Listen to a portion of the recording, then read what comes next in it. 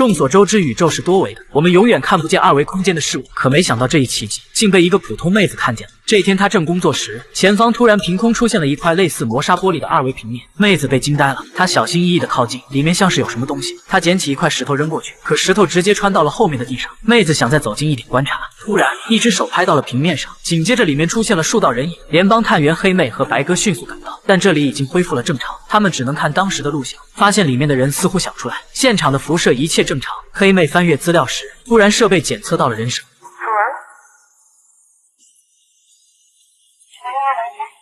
紧接着，现场的其他人员也听到了这段语音，里面的人竟说自己看见了他们营地的光，也就是说，二维平面依然在这里，只是他们现在看不见。就在这时，二维平面再次出现，通过调试声音频率，黑妹成功和里面的人开始对话。紧接着，她得到一个惊人消息，对方是2019年消失的高中生妮可。黑妹问他能不能看见他旁边的人，妮可却说自己是独自一人。黑妹还想问点什么，可电磁场却突然剧烈波动起来。紧接着，二维平面再次消失。科研人员告诉两人，他发现当妮可情绪越激动时，信号越稳定。两人于是找来了妮可的父亲白鸽，告诉妮可父亲，他的女儿还活着，只是误入了二维平面。现在要他来，就是希望妮可听到他的声音，然后变得激动，更有利于他们找出救人的方法。几人说话间，二维平面再次出现，父亲在黑妹两人指引下提问。妮可这次竟说自己能看见父亲，还说自己已经被困了好几个小时。黑妹和白鸽惊呆了，明明已经过去了20年，为什么妮可只感觉过了几个小时呢？科研人员解释，不同的维度时间也不一样，但现在妮可能和我们同步对话，这说明周围一定有东西在影响二维平面，让我们摆脱了时间的约束。果然，在对周围绝地式搜索后，在平面200米处，他们找到一块神秘残骸，